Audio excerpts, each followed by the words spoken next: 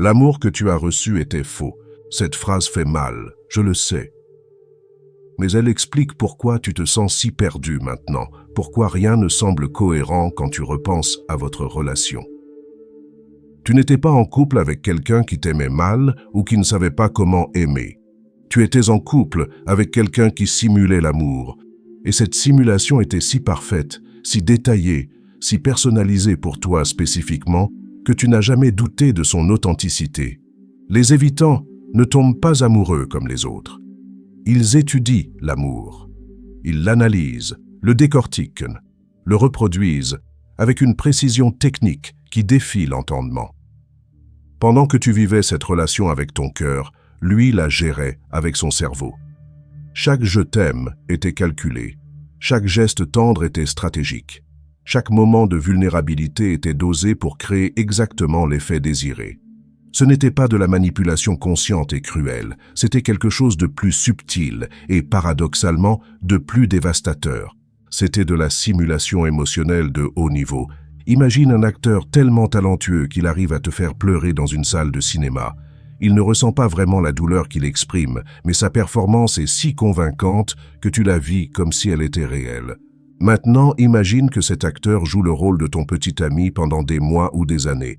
Voilà ce qui t'est arrivé. Les évitants maîtrisent ce que j'appelle la performance parfaite. Ils reproduisent tous les codes de l'amour romantique avec une fidélité impressionnante, mais sans l'émotion qui devrait les accompagner. Ils connaissent le script par cœur parce qu'ils l'ont observé, étudié, mémorisé en regardant les autres vivre de vraies histoires d'amour. Le problème, c'est que leur performance était tellement crédible que même les personnes les plus perspicaces s'y laissent prendre, parce qu'ils ne copient pas n'importe comment. Ils adaptent leur simulation à ta personnalité spécifique, à tes besoins émotionnels particuliers, à tes blessures et à tes désirs les plus profonds. C'est de la simulation sur mesure. Et c'est exactement pour ça que tu t'es senti si spécial avec cette personne, parce qu'elle avait créé une version de l'amour parfaitement calibrée pour toi. Mais cette perfection même aurait dû être un signal d'alarme, parce que l'amour vrai n'est jamais aussi parfaitement adapté. L'amour vrai vient avec des frictions, des malentendus, des moments où l'autre ne sait pas exactement quoi dire ou faire. L'amour vrai est humain. La simulation est parfaite. Et cette perfection, cette capacité troublante qu'ont les évitants à te donner exactement ce dont tu as besoin émotionnellement. Elle cache des techniques très spécifiques qu'ils utilisent pour créer cette illusion d'intimité. Des techniques qu'ils ont perfectionnées au fil des années et qu'ils déploient avec une efficacité redoutable. Maintenant que tu sais que c'était une performance, laisse-moi te montrer comment ils procèdent. Les évitants utilisent 3 techniques principales pour créer l'illusion d'un amour authentique. Des techniques si sophistiquées que même les psychologues peinent parfois à les détecter. La première, le love bombing contrôlé. Tu connais peut-être le love bombing classique, cette avalanche d'attention excessive qui submerge et manipule. Mais les évitants sont plus subtils que ça. Eux, ils dosent parfaitement leur démonstration d'affection. Ils te donnent juste assez d'intensité pour que tu te sentes unique, mais jamais au point que ça paraisse suspect ou désespéré. Un message parfaitement romantique, mais pas tous les jours.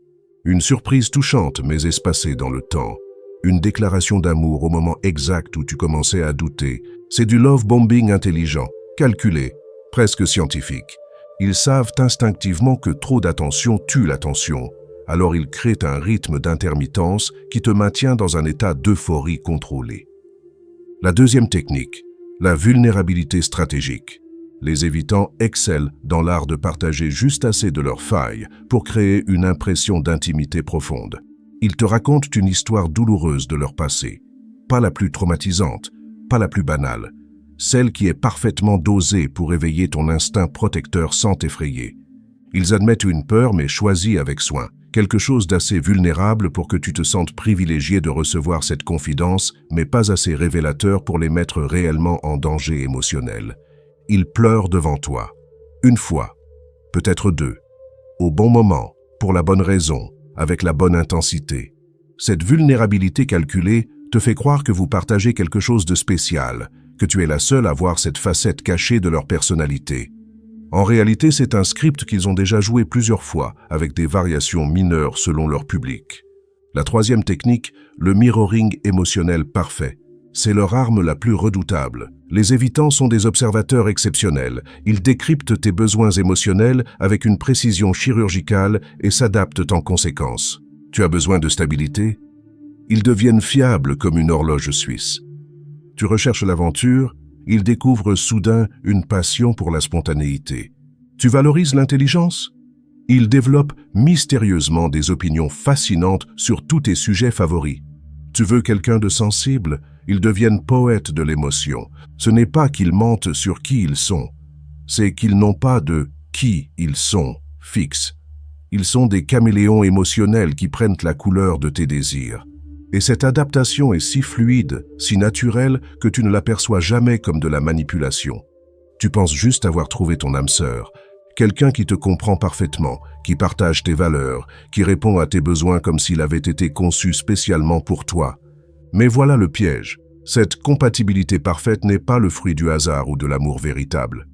C'est le résultat d'une adaptation consciente ou inconsciente de leur personnalité à tes attentes. Ils deviennent ce que tu veux qu'ils soient, temporairement. Le problème, c'est que cette performance a une limite. Un moment où l'effort de maintenir cette adaptation devient trop lourd, où leur vraie nature, celle qui évite l'intimité réelle, reprend le dessus. Et c'est là que la simulation commence à se fissurer, révélant ce qui se cachait vraiment derrière cette façade parfaitement construite. Il faut qu'on parle de cette intimité que tu as ressentie avec lui. Cette sensation d'être vraiment vue, comprise, acceptée dans ta totalité. Cette impression que vous partagiez quelque chose de rare, de précieux, quelque chose que peu de couples expérimentent. Cette intimité aussi était une illusion, mais une illusion si sophistiquée qu'elle mérite qu'on s'y attarde. Les évitants maîtrisent l'art de créer une fausse profondeur émotionnelle. Ils construisent ce que j'appelle l'intimité de surface, quelque chose qui ressemble à s'y méprendre à la vraie intimité, mais qui n'en a que l'apparence. Première technique, le partage de secrets stratégiques. Il t'a confié des choses sur lui que personne d'autre ne sait, des histoires de son enfance, des peurs qu'il gardait secrètes, des rêves qu'il n'avait jamais osé partager. Tu t'es senti privilégié, choisi, digne de sa confiance. Mais regarde attentivement ces secrets qu'il a partagés. Étaient-ils vraiment révélateurs de qui il est profondément? Ou étaient-ils soigneusement sélectionnés pour créer une impression d'intimité sans vraiment l'exposer? Les évitants excellent dans l'art du partage contrôlé.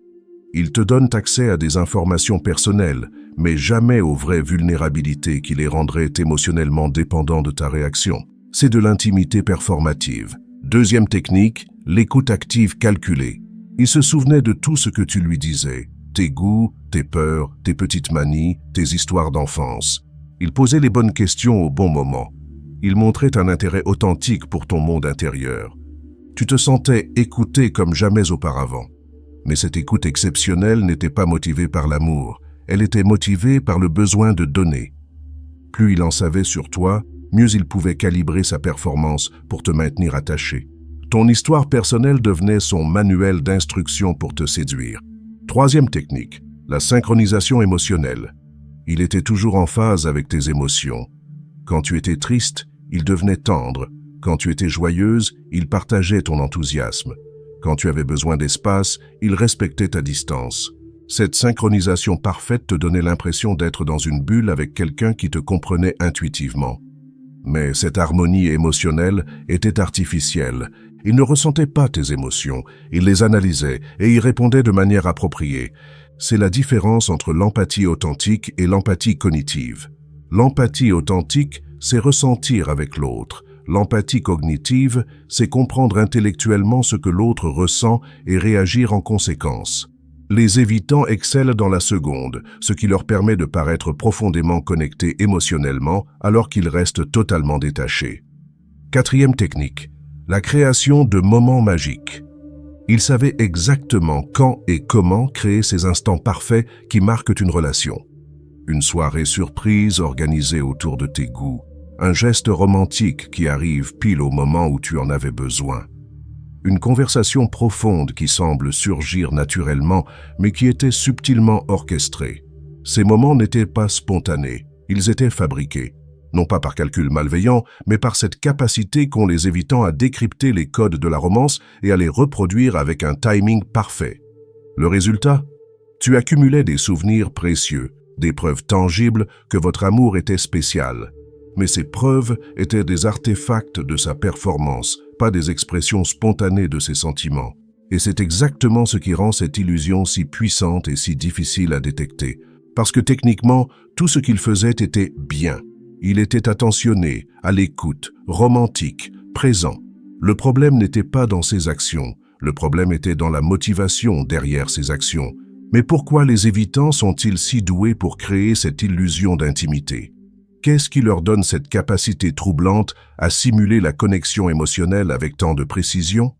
La question n'est pas de savoir si les évitants simulent l'amour intentionnellement. La vraie question, c'est pourquoi ils sont si naturellement doués pour cette simulation. Et la réponse va peut-être te surprendre. Les évitants excellent à simuler l'amour parce qu'ils ont passé leur vie entière à l'observer de l'extérieur. Imagine un enfant qui grandit en regardant des films d'amour sans jamais vivre d'histoire d'amour. Il connaîtra parfaitement les dialogues, les gestes, les scénarios romantiques. Il pourra même les reproduire avec talent. Mais il ne saura jamais ce que ça fait de vraiment tomber amoureux. C'est exactement ce qui arrive aux évitants. Première raison, ils observent sans s'impliquer. Depuis leur plus jeune âge, les évitants ont développé cette capacité à observer les émotions plutôt qu'à les vivre. Quand leurs amis tombaient amoureux au lycée, eux analysaient les comportements amoureux. Quand leurs proches vivaient des drames sentimentaux, eux décryptaient les mécanismes relationnels. Ils sont devenus des experts en émotions humaines, vues de l'extérieur. Cette position d'observateur leur a donné une compréhension théorique très poussée de ce à quoi ressemble l'amour, sans jamais leur permettre de développer la capacité de le ressentir vraiment. Deuxième raison, ils ont perfectionné l'art du camouflage émotionnel.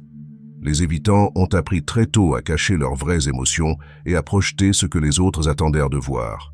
Enfants, quand ils se sentaient tristes ou effrayés, ils ont appris à paraître forts et indépendants. Adolescents, quand ils se sentaient rejetés ou incompris, ils ont appris à paraître détachés et au-dessus de ça. Adultes, cette capacité de camouflage s'est sophistiquée au point qu'ils peuvent projeter n'importe quelle émotion demandée par la situation, y compris l'amour. Troisième raison, ils pratiquent sur chaque relation. Chaque relation pour un évitant est un laboratoire d'expérimentation émotionnelle. Ils testent quel comportement génère quelle réaction. Ils affinent leur technique de séduction. Ils perfectionnent leur capacité à créer l'attachement chez l'autre sans développer d'attachement eux-mêmes. Avec les années, ils accumulent une expertise pratique impressionnante sur ce qui fait qu'une personne se sent aimée, désirée, comprise. Quatrième raison, ils n'ont pas de conflits internes. Quand quelqu'un qui aime vraiment essaie de manipuler ou de jouer un rôle, ses vrais sentiments interfèrent avec sa performance. Il y a des incohérences, des moments où l'émotion authentique perce à travers le masque. Les évitants n'ont pas ce problème. Puisqu'ils ne ressentent pas d'amour véritable, il n'y a pas de conflit entre ce qu'ils ressentent et ce qu'ils projettent.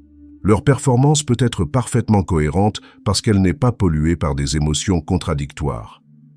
Cinquième raison, ils sont naturellement charismatiques. Ce détachement émotionnel qui les caractérise leur donne paradoxalement un charme particulier. Ils ne sont jamais désespérés, jamais dans le besoin, jamais vulnérables de façon authentique. Cette assurance, cette indépendance apparente, cette capacité à rester mystérieux même dans l'intimité, tout ça les rend irrésistiblement attirants. Ils incarnent naturellement ce que beaucoup considèrent comme les qualités séduisantes. Confiance en soi, mystère, indépendance émotionnelle. Le piège, c'est que ces qualités qui les rendent si attirants au début sont exactement celles qui rendront la relation impossible à long terme. Mais au moment de la séduction, elles jouent en leur faveur. Sixième raison, ils s'adaptent à la perfection. Contrairement à quelqu'un qui aime authentiquement et qui reste fidèle à sa personnalité, les évitants n'ont pas de personnalité émotionnelle fixe à préserver. Ils peuvent devenir exactement ce que tu cherches sans avoir l'impression de se trahir parce qu'ils n'ont pas de vrai soi émotionnel clairement défini à protéger. Cette fluidité identitaire leur permet une adaptation parfaite à tes besoins, ce qui explique pourquoi la compatibilité semble si magique au début.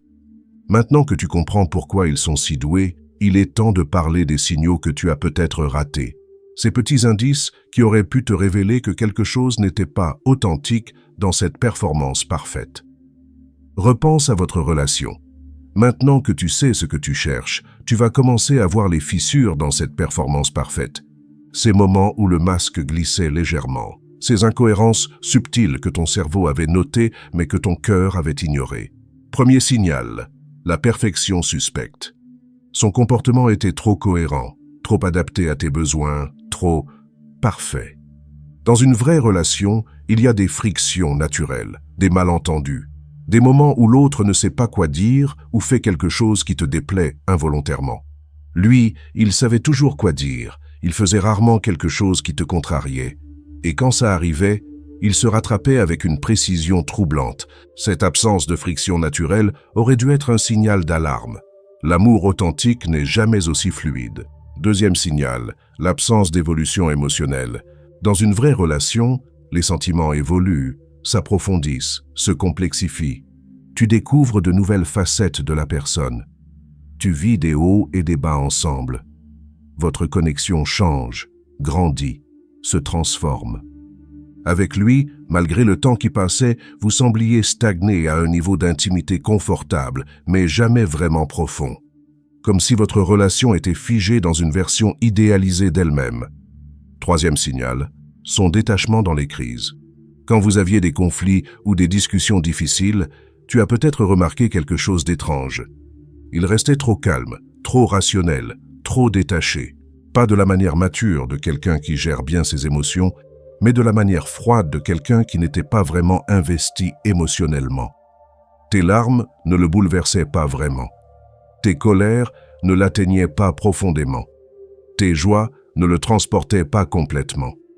Il réagissait de manière appropriée, mais sans l'intensité émotionnelle qu'on attend de quelqu'un qui nous aime vraiment.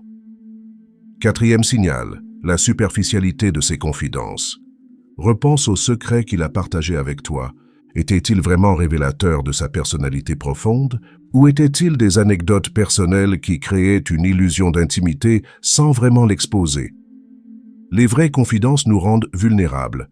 Elles révèlent nos failles, nos peurs irrationnelles, nos côtés moins reluisants. Les siennes étaient peut-être touchantes, mais restaient dans une zone de confort. Elles te rapprochèrent de lui sans le mettre vraiment en danger émotionnel.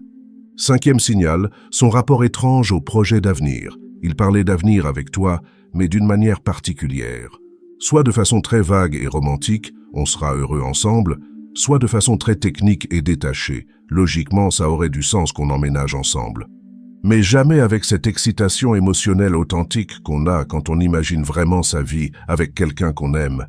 Ces projets d'avenir sonnaient plus comme des plans logiques que comme des rêves partagés. Sixième signal, l'absence de jalousie naturelle. Il n'était jamais vraiment jaloux, même dans des situations où une pointe de jalousie aurait été naturelle et même rassurante. Tu as peut-être interprété ça comme de la confiance ou de la maturité. En réalité, on n'est jaloux que pour ce qu'on a peur de perdre, et on n'a peur de perdre que ce à quoi on tient vraiment. Septième signal, sa capacité troublante à te lire. Il te comprenait trop bien, trop vite. Il anticipait tes besoins avec une précision qui te faisait parfois frissonner. Tu prenais ça pour de l'âme sœur, pour cette connexion rare qu'on trouve une fois dans sa vie. En réalité, c'était de l'observation analytique poussée. Il t'étudiait comme un livre, déchiffrait tes patterns émotionnels, mémorisait tes réactions. Cette compréhension n'était pas intuitive, elle était calculée. Huitième signal, l'étrangeté de ces « je t'aime ». Repense à la façon dont il disait « je t'aime ». Le timing était parfait, le contexte toujours approprié, les mots accompagnés des bons gestes. Mais quelque chose dans sa voix, dans ses yeux, dans son énergie, quelque chose qui ne correspondait pas tout à fait à l'intensité que ces mots sont censés porter, comme s'il récitait une réplique bien répétée plutôt que d'exprimer un sentiment spontané. Tu as senti ces incohérences, ton intuition a capté ces signaux, mais tu les as rationalisés, minimisés, ignorés, parce que tu voulais y croire, parce que le reste était si convaincant, parce que l'alternative était trop douloureuse à envisager. Maintenant, il est temps de comprendre ce qui se passe quand cette simulation parfaite commence à se fissurer. Il arrive toujours un moment où la performance devient trop lourde à maintenir, où l'effort de jouer constamment un rôle épuise même le plus talentueux des évitants. Et c'est là que tu as commencé à voir sa vraie nature. Mais cette transition ne s'est pas faite brutalement. Elle s'est opérée par étapes, chacune plus déroutante que la précédente. Phase 1. L'essoufflement de la performance. Au début, c'était de petits détails. Il oubliait parfois de réagir avec l'enthousiasme habituel à tes bonnes nouvelles. Ces « je t'aime » devenaient plus rares, moins spontanés. Il semblait parfois ailleurs quand tu lui parlais, comme si maintenir cette attention constante demandait un effort qu'il n'était plus toujours prêt à fournir. Tu as d'abord pensé qu'il était fatigué, stressé par le travail, préoccupé par autre chose. En réalité, il était fatigué de jouer. Phase 2. Le retour du naturel. Progressivement, sa vraie personnalité a commencé à percer. Cette froideur émotionnelle qu'il avait si bien camouflée, cette difficulté à gérer tes émotions intenses, cette tendance à intellectualiser tout ce qui devrait être ressenti, tu as commencé à découvrir quelqu'un de très différent de celui dont tu étais tombée amoureuse. Moins empathique, moins connecté, moins présent émotionnellement. Et tu as commencé à te demander si tu l'avais vraiment connu. Phase 3. La création de distance. Sentant probablement que son masque glissait, il a commencé à créer de la distance. Pas de façon dramatique, mais de manière subtile et progressive. Il était moins disponible, moins présent, moins investi dans vos conversations. Il remettait vos rendez-vous, reportait vos projets, évitait les sujets profonds. Comme s'il essayait de retrouver cette zone de confort émotionnel où il n'avait pas besoin de performer. Phase 4. L'indifférence croissante. Et puis est arrivé le moment le plus déstabilisant. Cette transformation progressive vers quelque chose qui ressemblait de plus en plus à de l'indifférence. Ses réponses devenaient mécaniques, ses gestes d'affection, rares et sans conviction.